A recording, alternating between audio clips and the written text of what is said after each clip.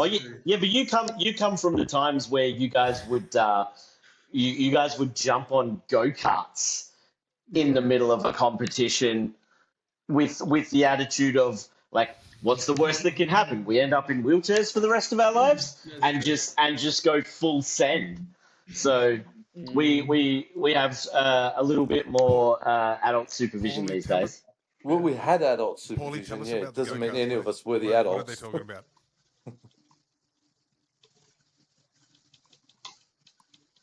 Oh well, I don't. I actually remember not being on them as much, but I remember being there. Just, I think it was Lee Skinner and it might have been Willie. It was about 2010, I'm pretty sure.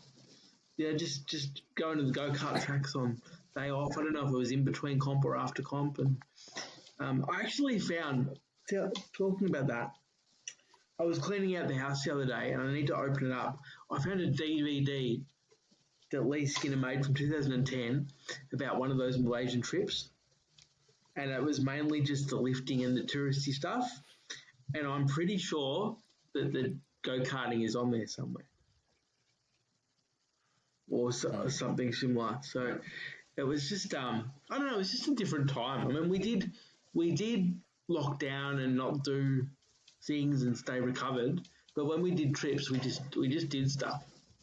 And I think we also, I don't know, this might be wrong, but we had probably less, other than coaches, but in terms of athletes, I reckon we had less wheelchair users then. We had a lot of Yeah, probably you had a lot more amps. amps and stuff. So they'd all run around. I was the slow one. So like, Cam and Willie and all those, they were the ones that could get around like pretty quick. So I reckon we did not heaps more stuff, but we just got a little bit more adventurous, I think. But it wasn't until after the comp most of the time. Because I think it was basically ABBA back in those days, wasn't it? Was the chair user? Yeah, pretty much. I can't really think of anybody else. I mean, there was a guy I remember called Nathan Pentecost that was around for a while. There was ABBA. There was, and everyone else was Dion was. an amp. Yeah.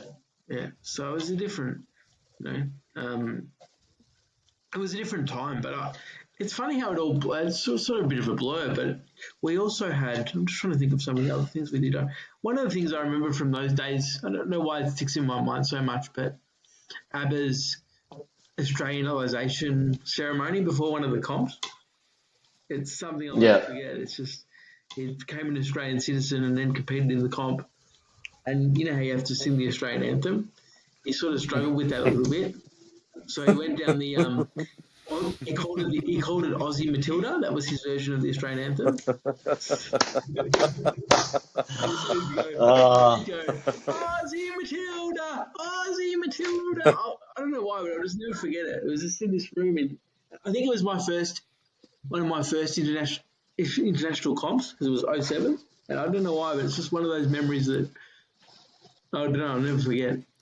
But we did some. thanks for dropping that number, Paulie. It 07. makes me feel Yeah, less old. that was my first I international in appreciate it. 07 as well. It was Yeah. Commonwealth of New Yeah. Zealand. Yeah, oh, so.